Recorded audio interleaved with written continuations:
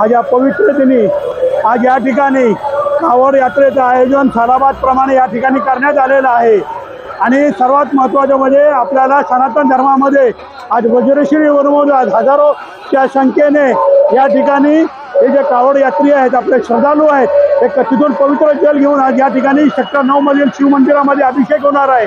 आणि मी सर्व लोकांना श्रावणी श्रोमाच्या शुभेच्छा देतो आणि या प्रार्थना करतो की अशाच प्रकारचं धर्माचं पालन करण्यासाठी अशा प्रकारचे उपक्रम सतत होत राहो आणि हिंदू धर्माचं संरक्षण करणारे असे अनेक प्रकारचे उपक्रम आहेत। त्याच प्रकारे एक कावड यात्री आहेत आणि कावडी आज या ठिकाणी श्रद्धा भावनेने आणि सर्वात महत्त्वाचं आहे की अनेक वर्षापासूनची जी प्रथा आहे नवी मुंबईत, ती कावड यात्री ज्यावेळेला अशा प्रकारच्या कावड यात्रामध्ये सामील होतात आणि एक सर्वात महत्त्वाचं ते कुठल्या तरी वस्तू सोडून टाकतात। जसं उदाहरणार्थ कोण सिगरेट पिणारा असेल, तंबाखूवाला असेल, गुटखा खाणारा असेल, दारू पिणारा असेल, ते अशा प्रकारच्या चांगले विचार आपल्या मनामध्ये ठेवून हे सगळं जे वाईट विचार आहे ते सोडून टाकतात।